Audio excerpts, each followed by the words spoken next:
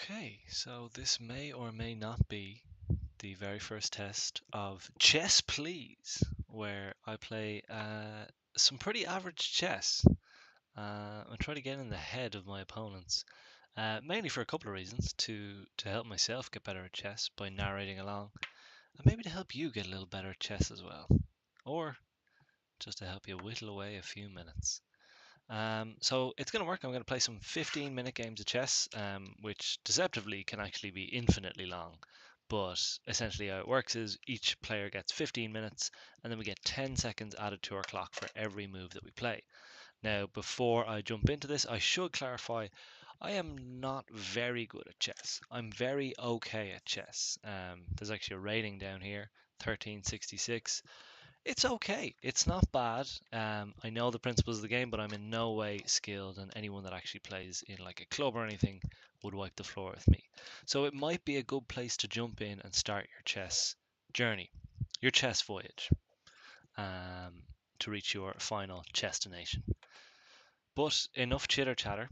I'm going to get started with a game here, and maybe we'll even have a little chatting. Um, Before we do this, this is very much a test, so I'm actually just going to jump right onto my phone and see if anything is streaming from our YouTube account. Because if it is, that's great news. And maybe I'll knock it off by having to. Is that now? To... That is now. Sorry, I'm just watching myself back with a weird delay. I think there's just a little flag. Okay. Sorry, I'm just watching myself back with That's crazy. That's working actually exactly as intended. So, uh, I suppose there's nothing like it but to get started. Let's look for a game here. We've got our first game against Soakings, Greek player. Uh, he plays white pieces. I play black. Um, Again, if you're very new to chess, that means he's going to go first. And he starts with e4, which is the most common move in chess. It's generally what people start with. Um, and I actually have to move here just to make sure we don't abort the game prematurely.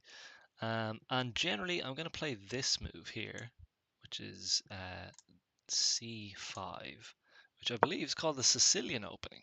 I don't know a huge amount of theory around that. Oh, he's playing very fast. Don't know a huge amount of theory around the Sicilian, but basically all I know is when they play this, I play this, and a couple of other moves should make sure I don't lose the game early on.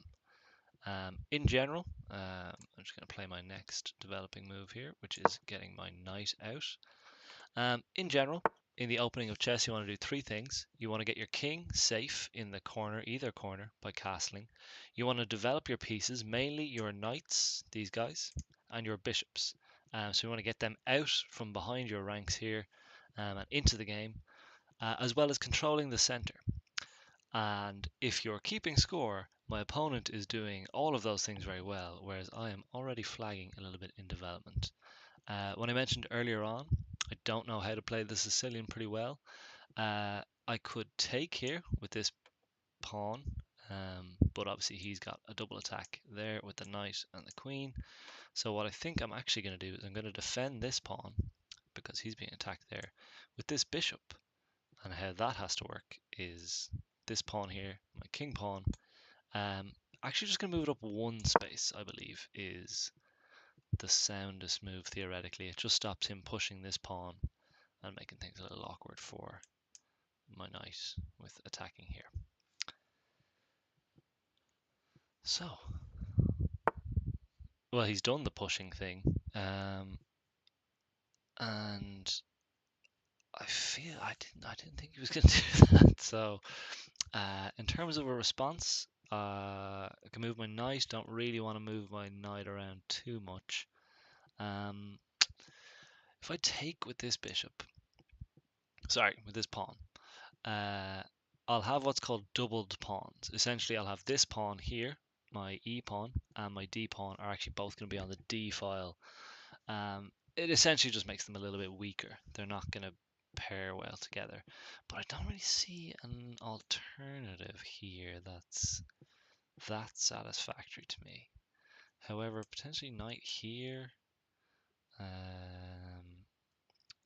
might be okay. Not really though. I think I'll just take and sort it out in the analysis. So we're going to go through some of these games. Let me just say hello to my opponent here. Hello. Good luck. Just let him know he's in for a real rough game. Okay, he takes back there. So we just go. How do we go back and move here? He took back there, which I'm actually pretty glad about. Sort of lets me off the hook. I don't have double pawns anymore. He's also vacated the center a little bit, as I have too. This king file is wide open, but I still have the issue of the knight. But I'm a little less worried about it now. I don't really want to move this knight again, but I think I will. So I think I'm going to move it up here.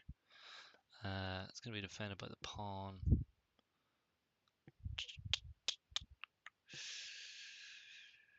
Yeah, I gotta stop. We're still in the opening here, and I am dwindling.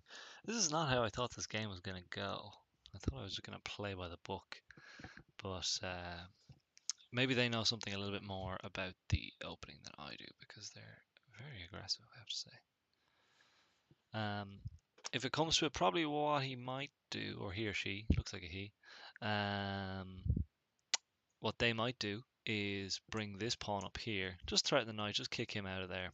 That's probably what I would do. Could also start developing, could just get his bishop out early on. Either way,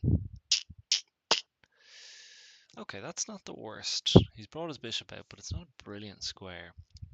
Essentially with bishops, you want to definitely be on like long diagonals like this, basically attacking as many squares as possible.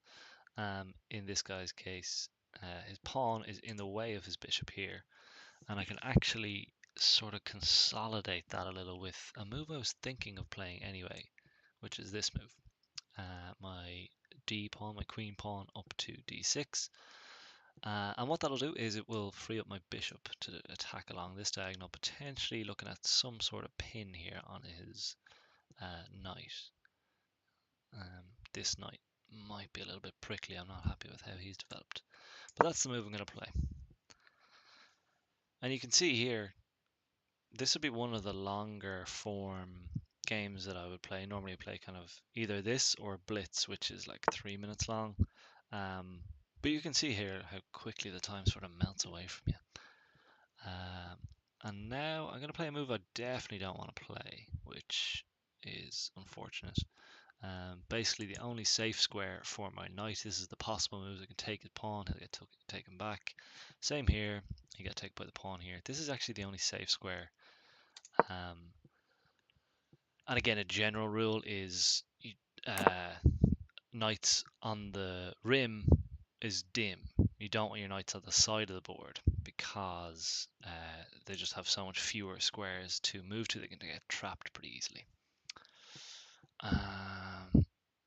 Okay, I'm just going to start developing now. He's already got his castle. He's got 2 pieces out, whereas I've only got 1 piece out, and my king is still in the doldrums there. So I'm going to get my kingside knight out to f6. Very, very standard move. Nothing original there. Building a little bit of pressure on the center here, here as well. However, this knight out here is pretty useless at the moment, so that's that. The reason I did the knight ahead of, say, my queenside bishop here was, my thinking was, and I should preface any of this with, as I mentioned at the top of the show, very bad at chess. Not good at chess at all. So maybe in the analysis, this bishop move actually was a little bit more active, a little bit more playable. But I'm not too cut up about it. See a couple of options. If he brings his rook in here, that's check. But just block that pretty easily with that, so I'm not too cut up about it. Let's see what they come up with.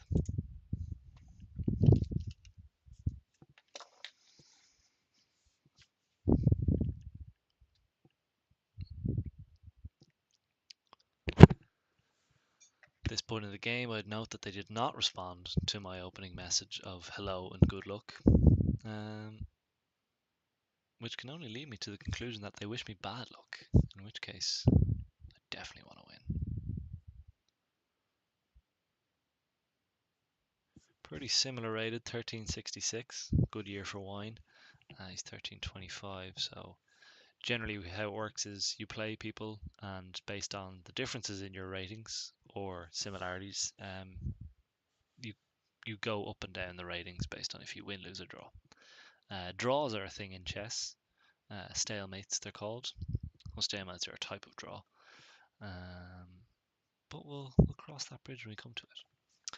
So, as I mentioned, the general principles of the opening of a game of chess, you want to get your minor pieces, which are your knights and your bishops, out of your back four, out of your back into just sort of these sort of four rows here.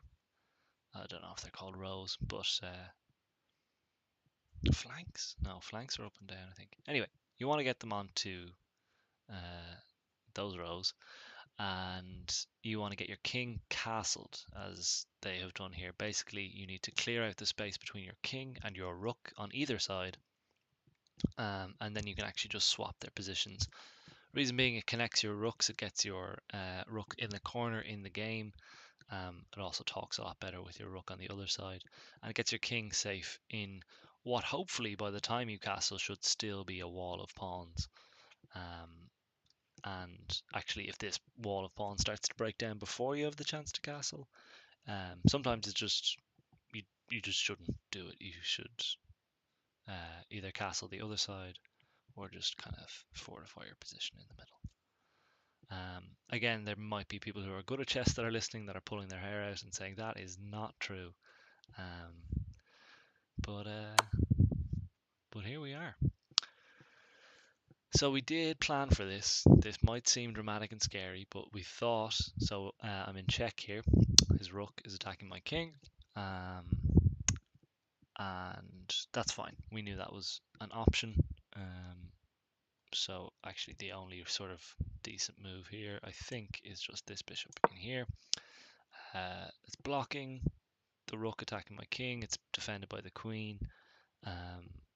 Opens it up. That's a development for my bishop as well. Opens up the possibility for me castling here as well. So not too disgruntled with that move. It's not a bad move from him either. It definitely gets this rook on a very tasty file right in the center here.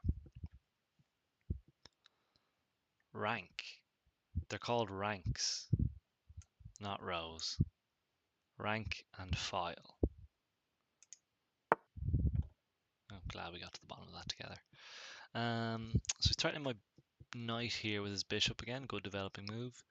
I think it's actually the best move is going to be to castle here, because at the moment my bishop is actually pinned. It can't legally move, because if it did, the rook would just gobble up my king. So I need to get the king out of here. Is probably going to be the easiest way to resolve this tension, and sort of make this bishop a fully fledged defender of that knight. So we'll do that. Nice and safe.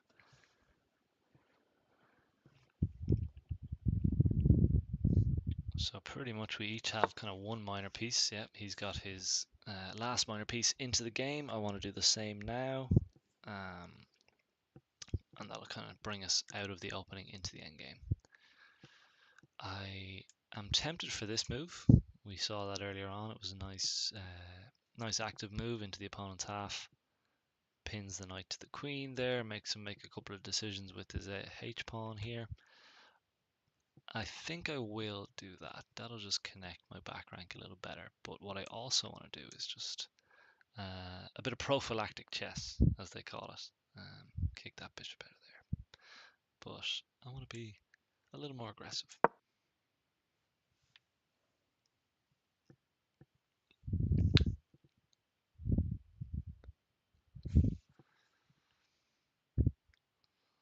So pretty symmetrical on this side of the board.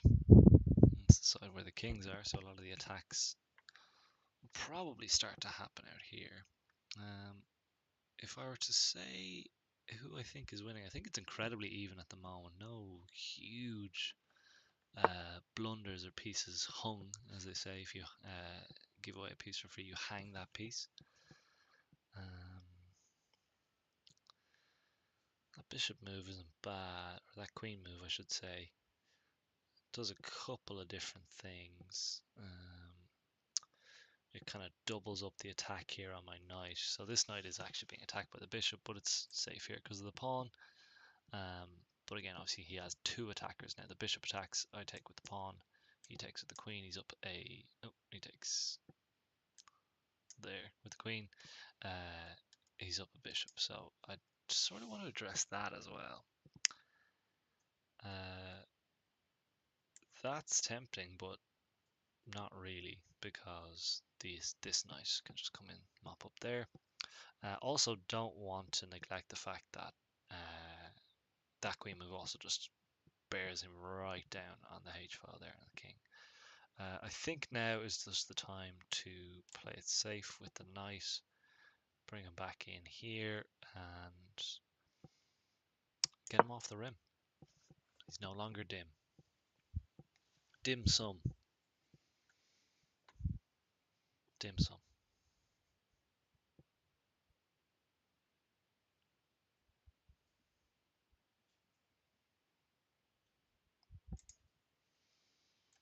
Maybe the stream has crashed long ago. Maybe it hasn't. But I'm certainly glad I've tried it. I don't know if I would be enjoying this game as much if I hadn't.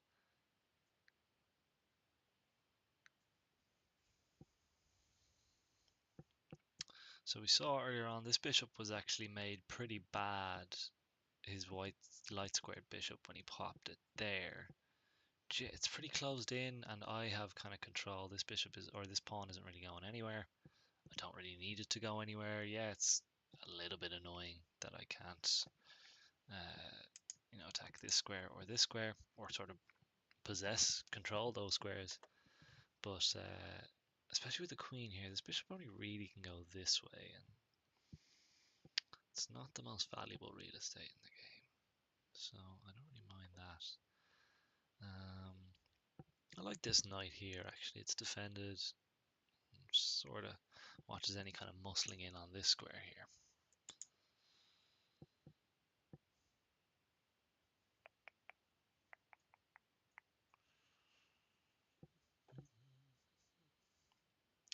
This is my first time using these little arrow things to point to where I'm going to move.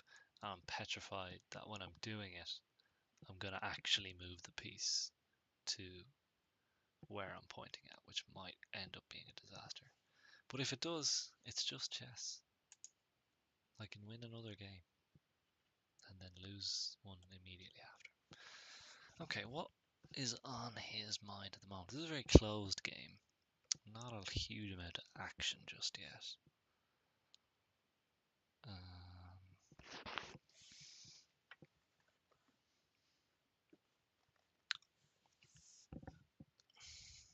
don't think either of us are in a huge position to attack. I'd imagine this might be his next move. Which I don't really mind. All of my pieces are sort of pointed towards this side of the board, and this is a defensive move for the time being, kicking this bishop out of here. But actually, any sort of deviation from this kind of pawn wall, now that's very minor, that's nothing to be worried about. I'll probably do the same. But it does just weaken a square. Like this square here has two defenders on it at the moment. It's got this pawn and this pawn. So even the act of moving this pawn up just makes there one less defender there, which is something to keep in mind. It's not nothing. But that's cross that bridge when we come to it. Generally, after this move, I would drop my bishop back here, and then he'd have a choice. Is he really want to, chase my bishop away by bringing this up 2 squares? Then my bishop just drops here, and I've got a really nice move with tempo, they say. Basically, he's attacking me, and in my defense with this bishop back here, I would actually start to attack his queen. Sort of flipping the tempo, where he was on the front foot. It changes to myself. Okay, this move is not bad, I don't think. He's brought his knight up, obviously threatening the knight here. This pawn here if he wants it, this pawn here. But I'm not too worried, this is all pretty defended.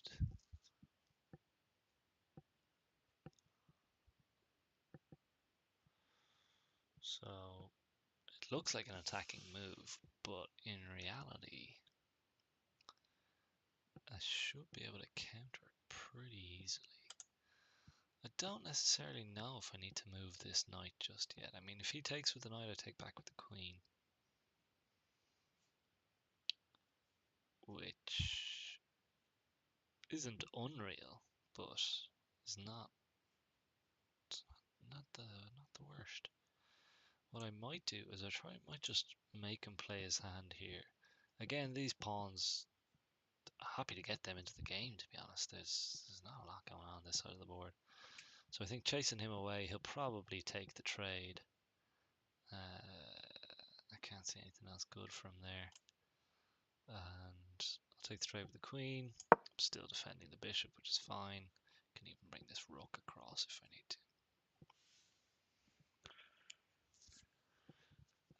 Another reason I like this move, a6, is when this all shakes down with the knight and the queen, this bishop is still going to be poor, and I actually even can get this b pawn to put a little squeeze on him, chase him back there. Yeah, I don't know how much else he can do after that.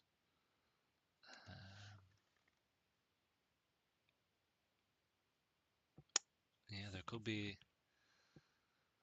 if he's not careful, a little pawn fork here and here. I don't think it's going to come to that. I think he'll be, yeah, okay, that's all right.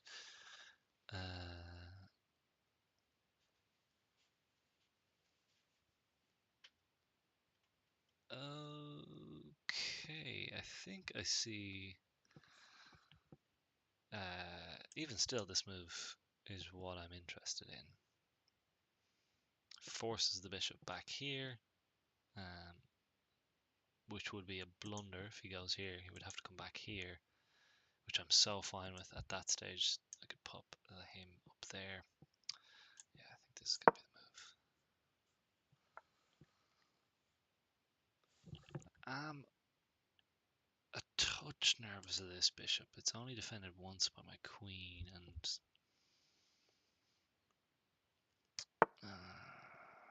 okay, so he hasn't messed up there or anything.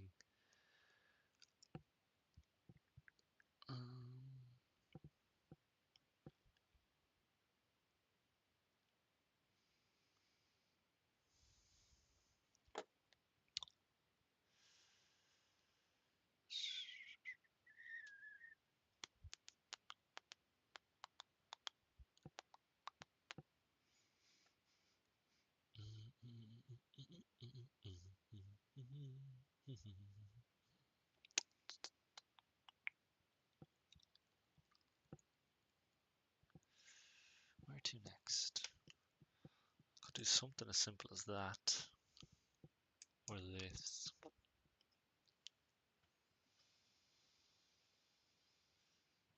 Or something as bold as this.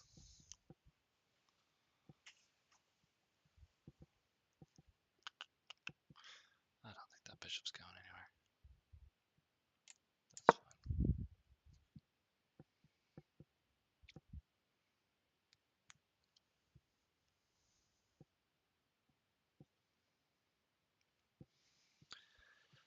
Again, you see how quick the time can whittle away. I think for future streams I might do a slightly shorter time control. I just don't know how much fun it would be if you're not playing. I guess that's the whole point of the stream. Alright.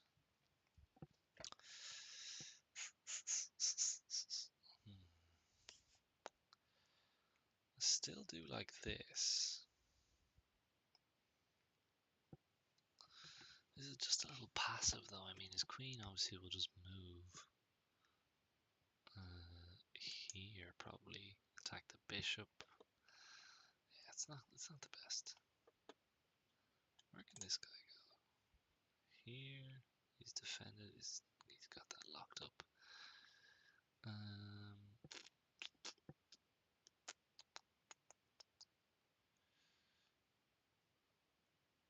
Actually, you know what? I've been talking about it for so long.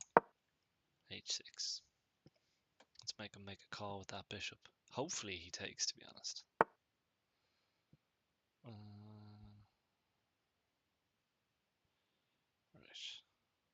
He did not, as you can see.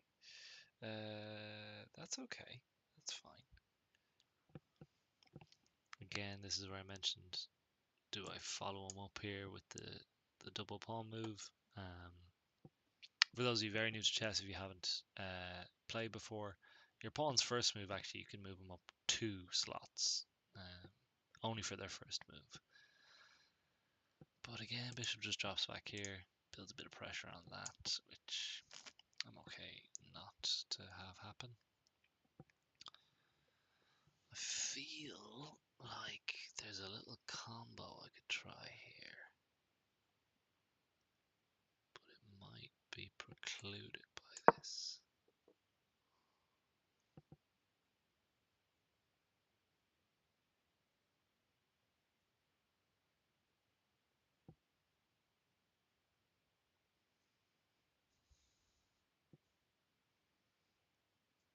No, that wasn't great. Oh, that's okay though. That is more than okay.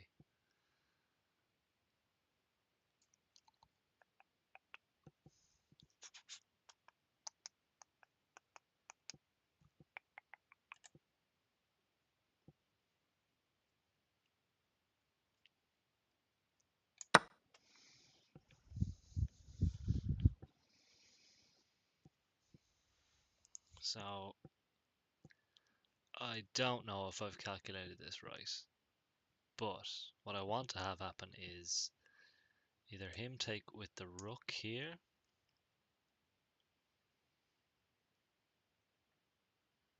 or Jesus, sorry, take it with the knight, have his knight take my knight. This bishop is sufficiently locked away in the dungeon over here, this rook is nowhere. This little combo worries me a small bit, but I don't know if he has the time to put it into action against this square. So again, we thought this might happen, and it looks like he's got 2 attackers here. I've only got 2. Oh, sorry, I've got 2 defenders, 2 attackers. He's got 2 defenders there, and they're his rook and his queen as well. But we actually also have this move here, which is gonna just get our knight a little bit back to safety. And we're up a pawn. So I guess, I don't know if I calculated it right, but I also don't know if they played fully accurately. Oh, okay. So they have now put all their eggs in this file. They've got, that is actually pretty tricky. So, what do we do here? I think I could actually just make it not worth their while if I drop my bishop back here, and then they'll have a lot of clustered resources. If I move my knight, rook takes, queen takes, queen takes, rook takes, knight takes. That's fine, actually. So I can actually just move my knight.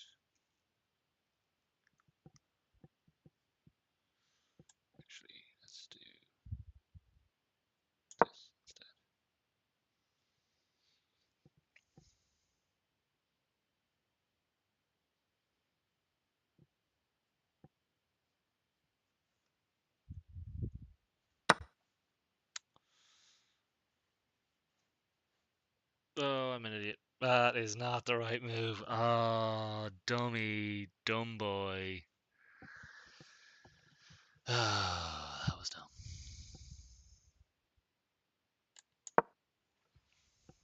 Yeah, completely forgot by moving this knight up here. He was my last defender that I needed on that square. Yeah, that was so dumb. And even this move after is another blunder. That's going to be the game. This was a lot of fun, everyone.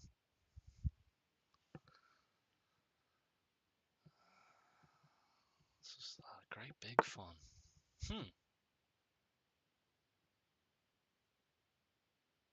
Okay, they've just banked the extra piece, which I can see as being reasonable. Now, if I move this rook, this knight, rook takes rook, queen takes rook, queen takes queen, rook takes rook, rook takes rook, king takes rook. Okay, so he doesn't have enough there. I think that's why this is going to be the move.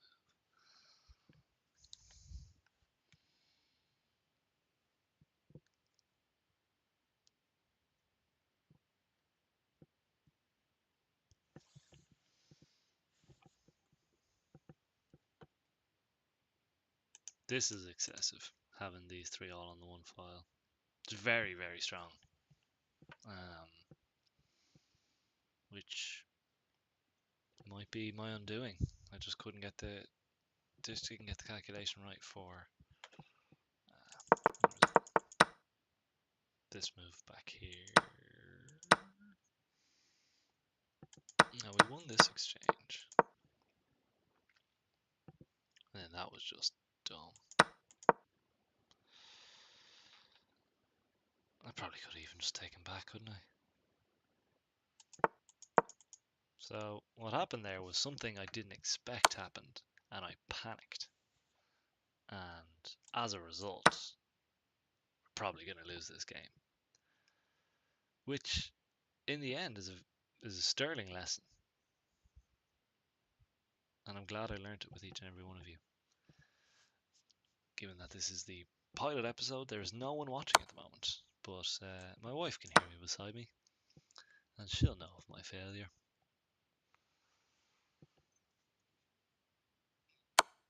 Yep, there's that. And we have to take. This is free. They'll probably just start mopping up now.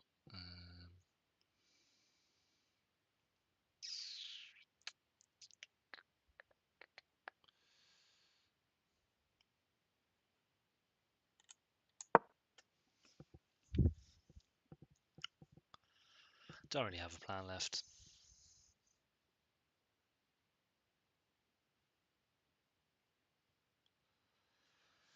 I did say at the top of the show this channel was dedicated to average chess, and you've just seen a very good example of it. Just a pure panic move that's really going to cost us the game.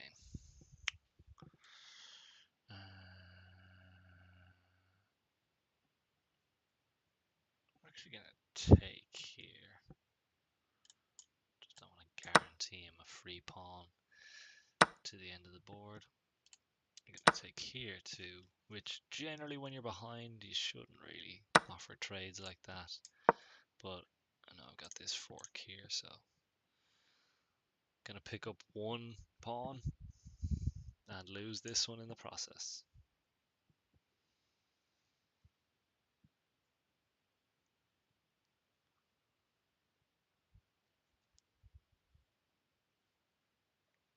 I could theoretically resign. I don't know if we're good enough to that this is a slam dunk for my opponents. I think they will win. I think they'll be able to play it all right, but whether that is done well or not is another matter entirely. There's that pawn we were talking about, though. Remember that? He could blunder here if he does the wrong king move, which will put us back in the game.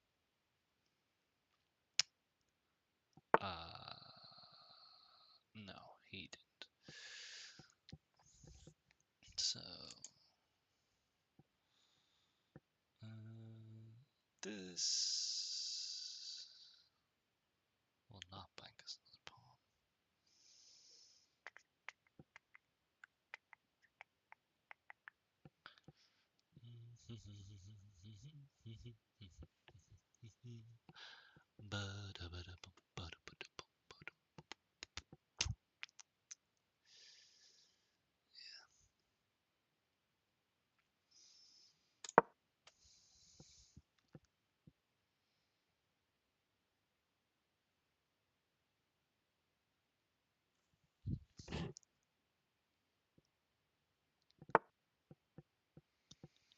Yeah, it's gonna move.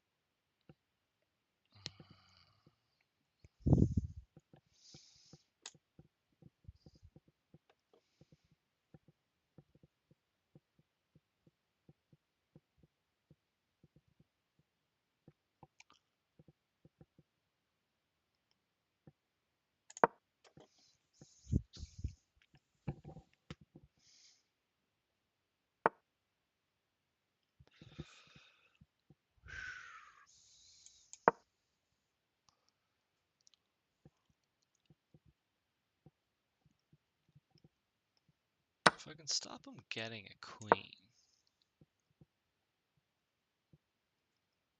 that might be a little tricky. I don't know if. I think you can mate with a knight and a bishop. Although maybe you can't. I wish I wish I knew that. Alas, it's impossible for all men to know all things. So that basic chess concept, I don't have to know. Okay, if we're gonna stop this guy from getting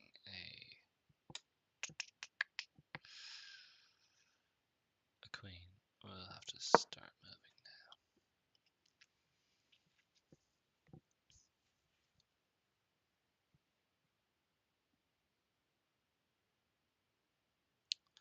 This position doesn't look that hopeless. You know, it's you got one extra piece, but oh, that's devastating. Nope, that'll do us. Just to show you why this move is so devastating, it was just a bad move by my king. He's attacking my knight here, and you're saying, big whoop, I can just take him back. I can't, because I'm in check, and I actually can't even move across to protect this knight, because he's also attacking that. Which is just absolutely devastating, and that is going to be a resignation for me as soon as I find the button on how to do it. How do I resign? There we go, resign. Good game, Soakings. Bloody good game. Ah, that was a dumb mistake. One blunder. I wonder what that was. Probably wasn't even the one I thought. Let's check the game report here. That's okay.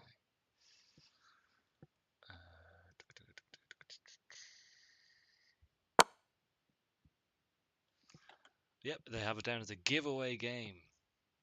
Game slipped right through your fingers. I understand that, chess.com. I'm well aware. Key moments. That was my last book move. Again, this is where I stopped doing the theory of the Sicilian defense. Open. Franco-Sicilian variation. Again, another good move here. Just blocking in that bishop. That served us for a long time during the game. All pretty standard, as you say. Kind of cards close to chest. And then here's the blunder. Ooh, I was winning. I was winning quite substantially before this blunder. What was the best move? Was it just this? That's a mistake, not a blunder. I'll take a hint.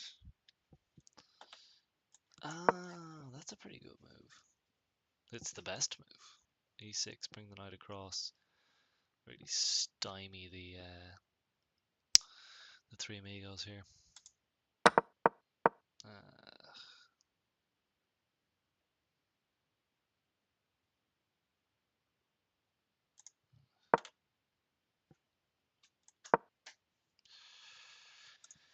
Okay, that was a good pilot. I really enjoyed that.